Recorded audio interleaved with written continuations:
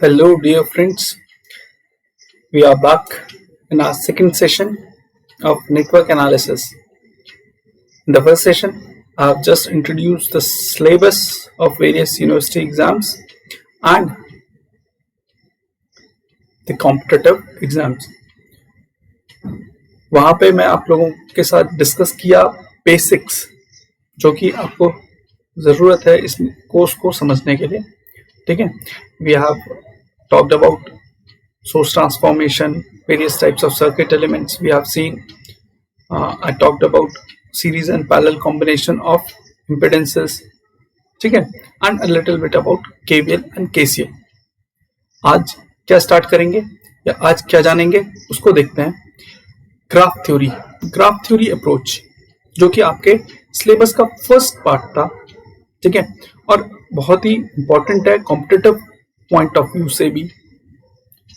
इसको आज just introduce करूंगा कि what is graph theory and how to form या how to draw graph if a network is given to you. ठीक है, and later on will be developing few matrices and then will be going for loop and nodal analysis. तो वो बात में करेंगे. अभी के लिए आज के सेशन के लिए simply what is a graph. ठीक है, and will be classifying graphs. तो स्टार्ट करें सेशन. आज 30th अगस्त एंड आज के सेशन को स्टार्ट करते हैं.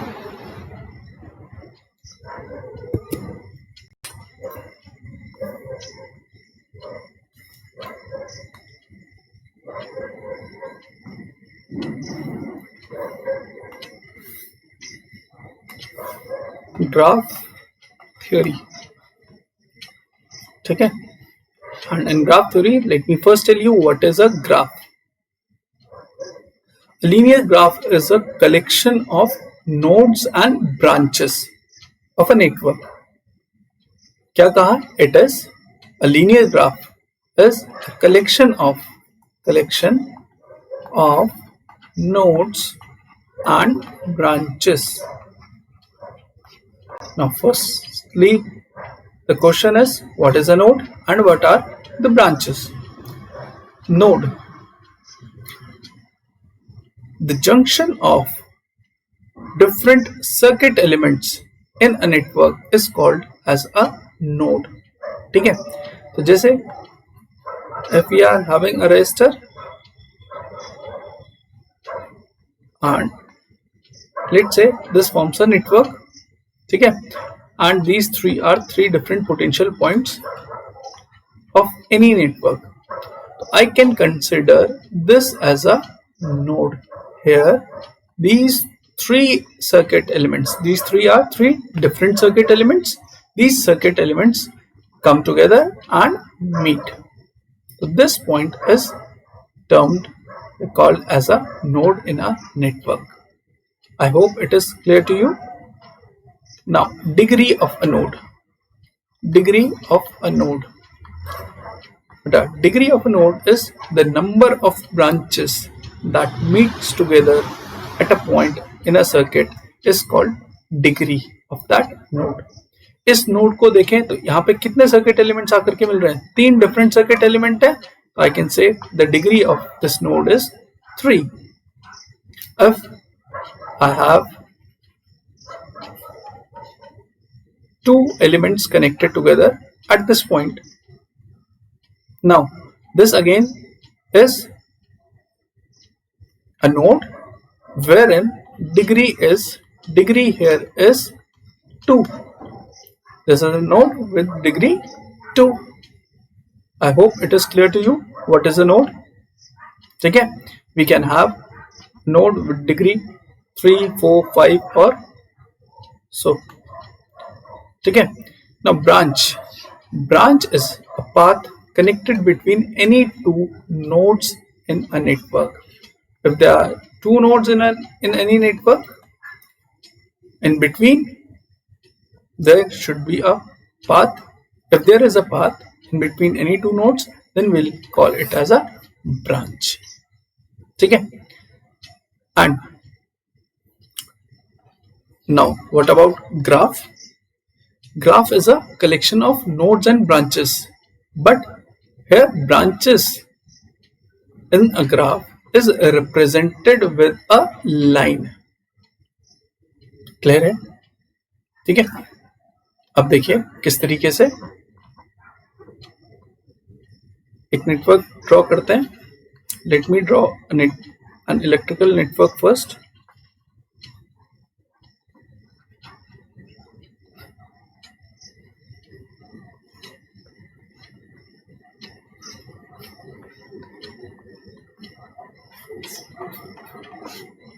ठीक है.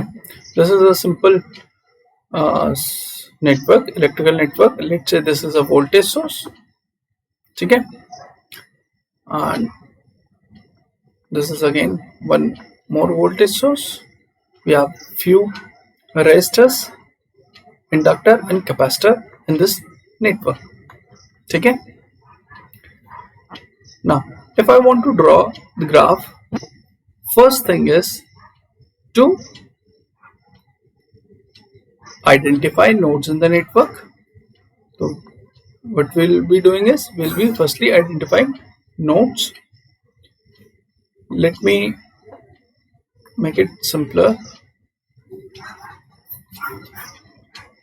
Let us draw this network. See here, this can be treated as a node. Let me name it as A. Here, three different circuit elements are meeting together. Again, this point, let this be A, this be B, C and D.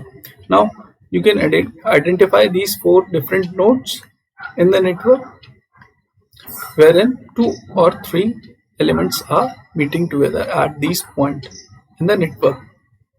Now, between A and B, we have a resistor. So I'll be joining A node and B node with a line, which is representing a resistor R1. I'll be naming this branch. Let us name it as 1. So 1 is having R1 resistor. Clear? Now between B and C, I have a resistor connected to it. Between C and D, if we see, we have a resistor connected here also between C and D. So I can simply connect C and D with a line. Okay? Similarly, I can connect B and D and A, D also. B and C are to be connected since we are having a capacitor connected here. Okay? Let me name them. Let this be branch 2, this is branch number 3, this is branch number 4, 5 and 6. So we can write it here like branch number 2 is having a resistor, let's say R2. This is R3, this is CL. Similarly, we can represent 3 as an inductor having inductance L. Fourth branch is having resistor R3, fifth branch is having a source E1 and sixth branch is having a capacitor C. So this is how we can make a graph from a network. I hope it is clear to you. ठीक है. इसमें कोई doubt है तो comment section में लिख के बताइएगा. ठीक. अब बेटा ग्राफ कोई यूनिक नहीं होता. एक स्टूडेंट ऐसा कर सकता है कि मान लीजिए यहाँ पे R2 रेजिस्टर के साथ एक रेजिस्टर और हो, ठीक है, R5. तो कोई स्टूडेंट ऐसा कर सकता है कि R5 और R2 दोनों को कंबाइन करके सिंगल ब्रांच बना दे, और कुछ स्टूडेंट ऐसे कर सकते हैं कि हर एक एलिमेंट के लिए अलग अलग एक ब्रांच बनाए. ठीक है. और एक स्टूडेंट ये कर रहा है कि यहाँ पे भी एक नोड कंसिडर कर रहा है। तो आपके नेटवर्क या से जो बनता हुआ ग्राफ है वो यूनिक नहीं होता। You can draw as per your choice, but it is preferred to draw a single branch for a single circuit element. ठीक है, keeping in view that a voltage source, an ideal voltage source should be replaced with a short circuit, and an ideal current source is to be replaced with an open circuit while drawing a graph. अब यहाँ पे बेटा मैंने एक voltage source है, यहाँ पे उसके लिए एक आर्म ड्रॉ कर दी। ठीक है, तो let me change it to let say we have a resistor here. तो अगर मेरे पास एक रेजिस्टर भी होता तो भी मैं एक सिंगल आर्म ड्रॉ कर सकता था, क्योंकि मेरे पास एक वोल्टेज सोर्स है which I can treat as a short circuit while drawing a graph. बस सिर्फ चेंज किया जाता, यहाँ पे मैं लिख देता E1 in series with let say R। Clear है? I hope it is clear to you. Simple है to draw a graph from a given network. ठीक है, अब बात करते हैं ग्राफ के और टाइप्स के बारे में। ठीक है, यहाँ पे देखते हैं तो यहाँ पे आपको एक ग्राफ तो दिख रहा है लेकिन कोई भी एज्यूम डायरेक्शन नहीं है, तो I can say it to be a non oriented graph. It is simply a linear graph which is not oriented. Now if I have assumed direction of current flowing in the network, then अब इसी network में हम direction कुछ भी ले लेते हैं कि भाई ये करंट फ्लो कर रहा है आपके नेटवर्क में, तो उसी के अकॉर्डिंगली बेटा मैंने यहाँ पे ग्राफ में भी ड्रॉ कर दिया। Now I will call it as an oriented graph. क्या कहेंगे इसको? Oriented graph, because the direction is well mentioned in the graph itself. So this is a linear oriented graph. I hope this is clear to you. Now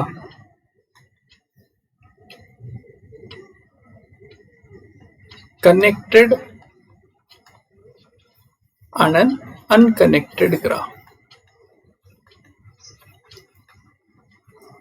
अभी जो हमने graph बनाया for the previous network, it was a connected graph because हमारे पास at least अब जो graph बना था उसी को मैं रीड्रॉ करता हूं। देखिए, ग्राफ में या नेटवर्क में 4 नोड्स थे और इन 4 नोड्स के बीच में हमारे पास पाथ्स अवेलेबल हैं। एटलीस्ट एक ऐसा पाथ है जहां हम ब्रांचेस को मिलाते हुए सारे नोड्स तक पहुंच सकते हैं।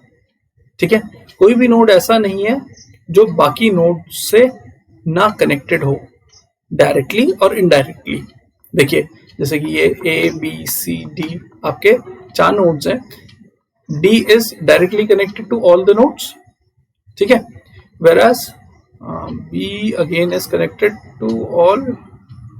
Here in this particular graph, all the nodes are directly connected to other remaining nodes, but somewhere you may see that a few nodes are not directly connected, but at least indirectly ही सही वो connected रहते हैं। ठीक है, कोई भी node left over या कोई भी पार्ट आपके ग्राफ का लेफ्ट ओवर नहीं रहता या अलग नहीं रहता। ठीक है, अब एक एग्जांपल लेते हैं सिंगल फेज ट्रांसफार्मर का या ट्रांसफार्मर का। लेट्स से ट्रांसफार्मर सर्किट आपका इस तरीके से आपने ड्रॉ किया। आप ये शंट ब्रांच बनाते हैं।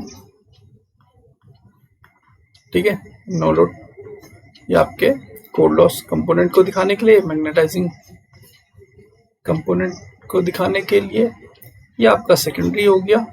these are your secondary leakage impedance। ठीक है, अगर इसके लिए आप नेटवर्क ड्रॉ करना चाहो तो किस तरीके से ड्रॉ करोगे बेटा? कुछ इस तरीके से कि आपकी एक आर्म इसको एक नोड ट्रीट कर लीजिए, इसको एक नोड ट्रीट कर लीजिए, यहाँ पे एक सोर्स है, ठीक है। तो इस तरीके से you may draw graph for your primary circuit and let me draw graph for the secondary circuit as well. तो consider, ठीक है, इसमें आप और नोड्स भी बना सकते हो, ठीक है। I am just telling you what is an unconnected graph. मेरा ये मोटिव नहीं है कि ग्राफ क्या बना, कैसा बना, कितनी ब्रांचेस होनी चाहिए थी। सिंपली प्राइमरी सर्किट है और ये सेकेंडरी सर्किट है, लेकिन टुगेदर अगर मैं ट्रांसफॉर्मर की बात करूं तो ट्रांसफॉर्मर में ये सारे ही नोड्स हैं, ठीक है। बट क्या इस नोड से नोड ए से डी तक जाने के लिए आपके पास कोई पाथ अवेलेबल है? नहीं। आप ए से डी, ई, एफ, जी किसी भी नोड तक किसी भी पाथ से नहीं पहुंच सकते। क्लियर? तो यहां पे ग्राफ है तो एक सिंगल फेज ट्रांसफॉर्मर का या एक ही डिवाइस का, but these two parts are not connected, ठीक है। Thus will call them as disjoint graphs. क्या कहेंगे हम इनको? डिसजॉइंट ग्राफ्स और unconnected graph. I hope it is clear to you. Next is planar and non-planar graph. Planar graph, ठीक है।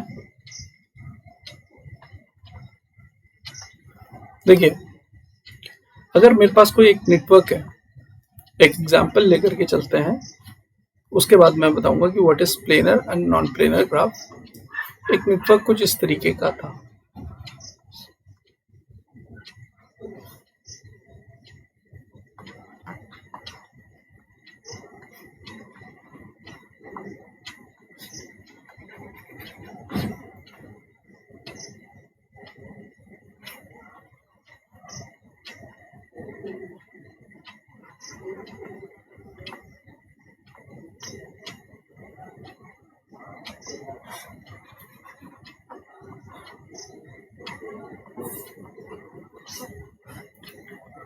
ठीक है। इस तरीके का आपके पास कोई ग्राफ है। आप इसके लिए जब नेटवर्क ग्राफ ड्रॉ करोगे तो आप किस तरीके से ड्रॉ करोगे? 2 डायमेंशन में। आप एक नोड इसे कंसिडर कर लो, ठीक है। ये आपका एक वोल्टेज सोर्स हो गया बिटवीन दीज 2 नोड्स, ठीक है। फिर इस रेजिस्टर के लिए या R1 रेजिस्टर के लिए मैं एक आर्म बना देता हूं। ये दूसरा रेजिस्टर लेट से R2, इस R2 के लिए ये आर्म बना दी R3, ठीक है। ये पॉइंट, ये वाला पॉइंट है बेटा, तो ये पॉइंट, सॉरी मैंने लाइन ड्रॉ करनी थी, तो this is for R3 and this is for R4, तो दिस इज फॉर R4, ठीक है।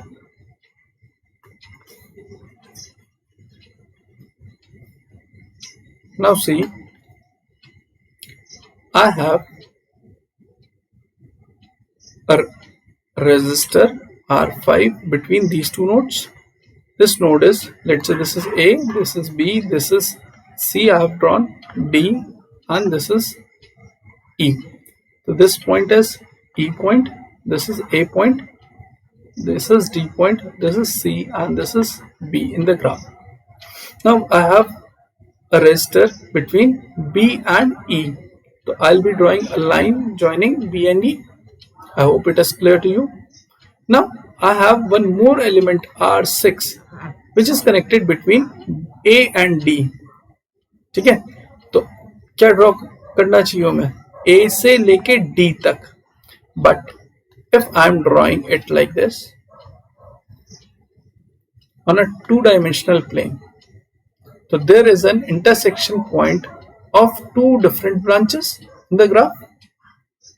But this intersection point is not a node in your actual circuit. Actual circuit में ये node तो नहीं है ना, यहाँ पे ये point आपस में connected नहीं है.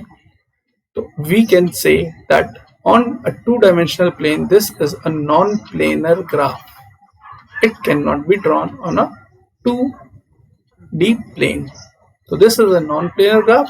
If I want to draw a planar graph for this circuit, then I must draw it like this. I must draw it like A, B, C, D, E. Between B and E, I have a branch, and to draw a connection, a resistor between A and D, I should be drawing it like this. If I am drawing a path like this, then I'll say this is a planar graph. ठीक है, तो कोई भी intersection point आपके branches का node नहीं है circuit में, तो ऐसा प्लेनर ग्राफ में नहीं हो सकता. ठीक है, तो to draw a planar graph, no intersection point should be there other than a node in a network. अगर नोड है तो ही आप ब्रांचेस को इंटरसेक्ट करते हुए दिखाएंगे, अदरवाइज नहीं दिखाया जाएगा आपका कोई भी intersection point between branches. I hope this is clear to you. I hope this is clear to you. Now let me tell you something about subgraphs. What is a subgraph?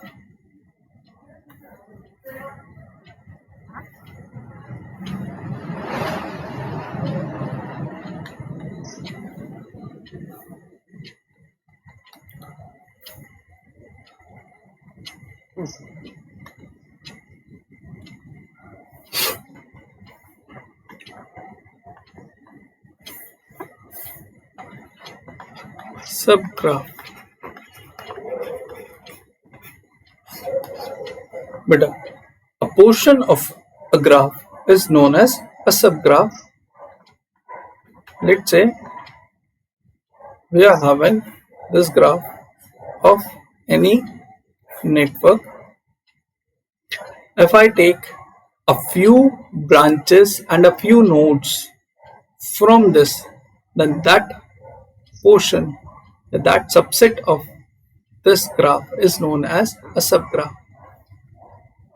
Let A, B, C, D, these are your 4 nodes. ठीक है, with let's say 1, 2, 3, 4 and 5 branches. ठीक है, I'm let's say taking an oriented graph having 5 branches and 4 nodes. I can say that B, C, D with 2 and 3 branches. This forms, this is a subgraph of this main graph. If this is a main graph of your network, then this is a portion derived from the main graph. So, since it is a portion derived out from your main graph, then we can call it as a subgraph. Clear? I could have taken 3 and 4 rather than 2 and 3. So we can draw many subgraphs of your main graph. Now similarly, if I see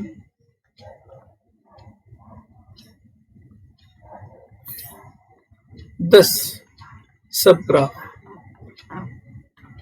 here see we are having 4 nodes and 3 branches from your main graph. So out of 5 branches in the network, I have chosen only 3 branches, and out of 4 nodes, I have selected all the 4 nodes in my subgraph. Again, this can be treated as a subgraph because again it is right from your main graph, but there is a difference. This type of graph is called proper subgraph. ठीक है, where number of branches are lesser than the total number of branches in the graph, and the number of nodes again are less than the total number of nodes in the network. But a subgraph having all the number of nodes which your actual graph is having, that type of subgraph is known as improper subgraph. I hope I am clear to you. अगर सारे nodes हम subgraph में ले लेंगे with fewer number of branches, देखिए इस subgraph में total 5 में से 3 ही ब्रांचेस हैं, तो ब्रांचेस तो कम है, but your nodes are 4 which is in your actual graph. So it is, this subgraph is having nodes equals to the nodes in your actual graph. Therefore, this type of subgraph is known as improper subgraph. I hope I am clear on this. Next, see what is a tree.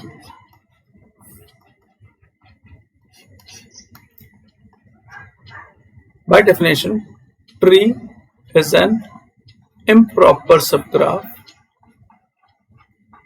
Improper subgraph without any closed path. ठीक है बेटा, अभी मैंने आप लोगों को improper subgraph के बारे में बताया. उसी नेटवर्क को रीड्रॉ कर लेते हैं जो हमने ग्राफ ड्रॉ किया था विद 4 नोड्स एंड 5 ब्रांचेस. ठीक है, let me draw a few improper subgraphs and then I'll be telling you what is a tree. I can take these 4 nodes and these 4 branches. Now this is an improper subgraph. Yes or no? Yes, it is an improper subgraph as it is having all the number of nodes which your actual graph was having, and but with lesser number of branches. So it is an improper subgraph. It is having all the nodes and lesser number of branches. Out of 5 total branches, it is having 4 branches. But it is not to be considered as, this is not a tree. Now why? Because it says it should be an improper subgraph but without any closed path. If we see this improper subgraph, this is having a closed path in it. ठीक है, and closed path क्या होगा? अगर आपके पास कुछ ऐसी set of branches हैं जिनमें कि अगर आप ट्रेवर्स करें तो एक नोड से स्टार्ट करके वापस उसी पॉइंट पे पहुंच जाए, तो that is your close path. Now consider one more improper subgraph. I am considering one more set of improper subgraph. A, B, C, D nodes are there, but we are having only 3 branches from your actual, we have taken only 3 branches from your actual subgraph. Oh, actual graph, sorry. देखिए हमने 3 branches लिए in this improper subgraph. Again it is an improper subgraph, but there is no closed path in this proper subgraph.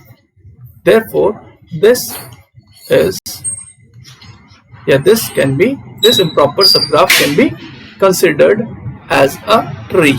I hope it is clear to you. Tree is an improper subgraph without any closed path in it. ठीक है, तो this is your valid tree. So I am erasing out this improper subgraph, sorry. Now you may have selected 1, 2 and 3. If you would have selected 1, 2, 3 as an improper subgraph, then again it is a tree, because अगर सिर्फ 1, 2 और 3 को भी लेते हो तो भी कोई क्लोज पाथ फॉर्म नहीं होता. अगर आप 1, 2, 5 को लेते तो भी कोई क्लोज पाथ फॉर्म नहीं होता. ठीक है, तो हम कह सकते हैं कि कोई भी एक ग्राफ है तो उसका कोई एक यूनिक ट्री नहीं होता, एक से ज्यादा पॉसिबल ट्रीज होते हैं. तो maximum number of possible trees क्या है वो मैं आगे डिस्कस करूंगा. ठीक है, अच्छा, अगर इस ट्री की इस नेटवर्क में से हम ये रिमेनिंग पार्ट ड्रॉ करें तो रिमेनिंग ब्रांचेस कौन कौन सी बची? Other than these 3 branches we are having 2 more branches. एक कौन सी है? 3, एक है 5. ठीक है, तो if you have selected a tree, ठीक है, तो for a selected tree you can draw co-tree as well, that is complementary part of your tree. मतलब from this graph, if you have taken out a tree, then the remaining portion of the graph is known as co-tree. I hope it is clear to you. So if 1, 2, 3 was taken as a tree, then 4 and 5 is a co-tree. A tree should not have any closed path in it. Co-tree may or may not have closed path. ठीक है, now see, tree co-tree के बीच में difference समझ आ गया होगा. Tree is an improper subgraph without any closed loop. Remaining portion of the graph is known as a co-tree. Okay. Now branches of a tree is known as twigs. Twigs are branches of tree, and branches of your co-tree are known as links or cords. ठीक है, so they are known as branches of co-tree are known as cords or links. I hope it is clear to you. अगर number की बात करें, if we are having n number of nodes in the graph, then number of twigs, इसके ऊपर अभी बात कर लेते हैं. Number of twigs should be equals to number of twigs in a graph with n nodes. Number of twigs is equals to n minus 1 always. अभी हम इसमें भी देख लेते हैं. इससे पहले जो हमने ग्राफ ड्रॉ किया, बेटा टोटल नंबर ऑफ नोड्स कितने हैं? 4. 4 में अगर 4 से कम ब्रांचेस होंगी, अगर आपकी चौथी ब्रांच लग गई तो ऑब्वियस सी बात है एटलीस्ट एक लूप तो फॉर्म हो ही जाएगा. तो इसलिए हमेशा ट्री में जो नंबर ऑफ ब्रांचेस होंगी वो हमेशा कितनी होंगी? n-1. Now if b is the number of branches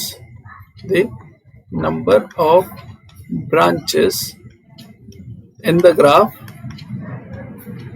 then number of links is equals to, बेटा टोटल अगर b ब्रांचेस हैं उनमें से मैं ट्विग्स हटा दूं तो रिमेनिंग क्या बच जाएगा? लिंक्स. हमने यही तो कहा, ट्री हटा दिया जाए तो remaining part of the graph is known as cotree, and cotree की ब्रांचेस को हम लिंक्स कहते हैं. तो b minus n+1. I hope it is clear to you कि b minus n+1 किस तरीके से नंबर ऑफ लिंक्स है. और देखिए आगे हम डिफाइन इस तरीके से भी करेंगे कि व्हाट आर इंडिपेंडेंट लूप्स। तो इंडिपेंडेंट लूप या बेसिक लूप, इंडिपेंडेंट लूप या बेसिक लूप या sometimes called as fundamental loops, they are loops formed by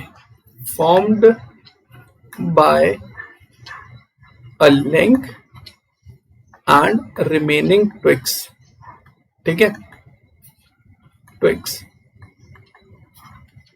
देखिए अगर मैं ट्री है हमारे पास कोई भी ट्री हो, इस ट्री में अगर मैं एक लिंक ऐड करता हूं तो मेरे को एक लूप मिलेगा। इसी लूप को हम फंडामेंटल लूप भी कहते हैं। ठीक है, या फंडामेंटल टाइसेट या इंडिपेंडेंट लूप। ठीक है, सिमिलरली अगर मैं ये फिफ्थ लिंक को ऐड करूंगा तो हमारे पास एक क्लोज पाथ बन रहा है। This is again your second fundamental loop या सेकंड इंडिपेंडेंट लूप। ठीक है, एक लूप ये भी फॉर्म हो रहा है 5, 1, 2 and 3, but it is not your independent loop. ठीक है, तो वो जिस टाइम पे मैं टाइसेट बताऊंगा, टाइसेट मैट्रिक्स, उस टाइम पे क्लियर करूंगा। अभी के लिए आप ये दिमाग में रख सकते हो कि number of independent loop should be equal to number of links. And बहुत बारी कॉम्पिटिटिव एग्जाम्स में इस पे बेस्ड न्यूमेरिकल पूछा गया है। ठीक है, I hope this is clear to you. आगे बढ़े ना। Property of trees. Let us discuss properties of trees. So property number 1, it says no closed path,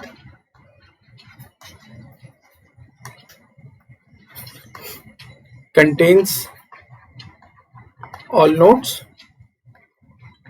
क्योंकि हमने डेफिनेशन में भी कहा it should be an improper subgraph, तो it must contain all the number of nodes in the graph. ठीक है, next अभी हमने डिस्कस किया क्लोज पाथ नहीं होने चाहिए, नोड सारे होने चाहिए, साथ में ट्विग्स। हम ये कह सकते हैं number of twigs is equal to n-1। ठीक है, rank again is n-1। ठीक है, and number of maximum possible trees is given by determinant of A into A transpose। Later on I'll be telling you what is A and what is A transpose, मतलब A है क्या, A is incidence matrix, जो next session में हम लोग discuss करेंगे। ठीक है, I hope it is clear to you. Now let's do a few questions from different competitive exams। और जो मैंने अभी आपको टॉपिक बताया उसी से रिलेटेड कुछ ऑब्जेक्टिव्स देखते हैं। ठीक है, एंड देन उसके बाद तब इंसिडेंस मैट्रिक्स क्या होती है उसको डिस्कस करेंगे अगले सेशन से। तो इसमें देखिए सबसे पहले इस क्वेश्चन को देखते हैं। It says the number of independent loops for a network with n nodes and b branches. तो बेटा अभी हमने डिस्कस किया था, इसमें दोबारा बताने लायक कुछ है नहीं कि भाई नंबर ऑफ इंडिपेंडेंट लूप्स किसके बराबर होता है, इंडिपेंडेंट लूप्स किसके बराबर होता है, is equal to number of links in the graph. ठीक है, एंड नंबर ऑफ लिंक्स के लिए अभी हमने एक्सप्रेशन बताया, it is equal to b minus n+1। तो C is the correct option. And ये क्वेश्चन आपके गेट EC 1996 में आया था। ठीक है, बहुत इजी है।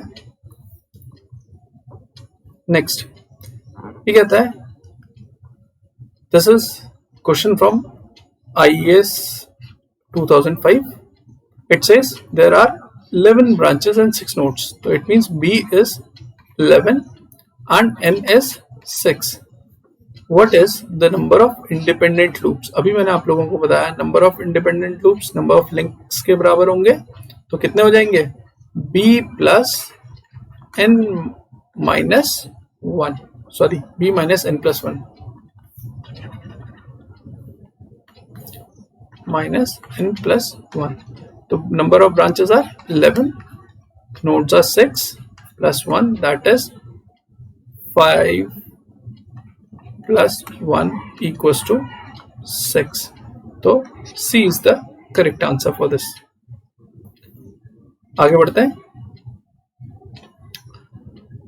This question is from GATE EC 1998.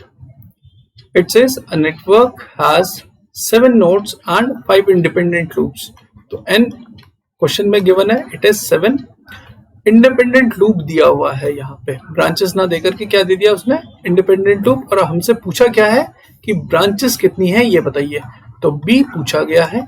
Independent loops दिए हैं, हमको याद रहने चाहिए क्या होता है independent loops, B minus N plus 1. तो कितना होता है बेटा, ये कितना दिया है 5. बी आपसे कैलकुलेट करने के लिए कहा है, तो बी क्या हो जाएगा 5 plus N minus 1, that is 5 plus 7 minus 1. कितना हो जाएगा 5 प्लस 7 12 माइनस 1 11. तो correct answer, the correct option is C again. ठीक है. नाउ एक क्वेश्चन और ले लेते हैं before winding this session. We have 4 nodes. तो नोड्स कितने हो गए हमारे पास 4. इंडिपेंडेंट लूप्स मतलब b minus n plus 1 is 3. Therefore b is equals to 3 plus n minus 1, that is 3 plus 4 minus 1, 7 minus 1 6. तो B is the correct answer. ठीक है. तो अभी हमने इसके बाद देखते हैं, अब ये नोड पेयर वोल्टेज वाले क्वेश्चंस आ गए, ये आगे देखेंगे. अभी तक के हमारे जितने भी टॉपिक हमने कवर किया है उसके हिसाब से ये पूरा हो जाता है. ठीक है. इतने ऑब्जेक्टिव्स हो गए. अब हम नेक्स्ट सेशन में मिलेंगे जिसमें कि I will be telling you how to develop incidence matrix and उससे रिलेटेड कॉम्पिटिटिव एग्जाम्स में, डिफरेंट कॉम्पिटिटिव एग्जाम्स में जो जो क्वेश्चंस आए हैं वो सारे डिस्कस करेंगे. I hope you like the session. बहुत धीरे और जितने क्वेश्चंस आ रहे हैं वो सारे बनाते हुए चलेंगे. ठीक है. एंड अगर आपको लगता है कि मेरे को थोड़ा और क्वेश्चंस लेने चाहिए तो कमेंट सेक्शन में मेरे को बताइएगा. ठीक है. And if you like this session do share among your friends. अपने फ्रेंड्स को चैनल के बारे में बताइए. इस लॉकडाउन में जब स्टूडेंट्स ऑनलाइन प्लेटफॉर्म देख रहे हैं, क्लासेस प्रॉपर नहीं हो पा रही है, उस टाइम पे I feel this session, this channel would be beneficial for you. सिर्फ ऑब्जेक्टिव्स ना लेकर के पूरा university syllabus as per university जो भी उत्तराखंड टेक्निकल यूनिवर्सिटी का है वो पूरा कवर किया गया है. तो अपने फ्रेंड्स को भी चैनल के बारे में बताइएगा. And do like, share and don't forget to subscribe the channel for getting the notification of the new videos which I am going to upload soon. Thank you. Thank you for joining. Hello and a very good morning to all. We are in the online session for power system analysis or power system 2.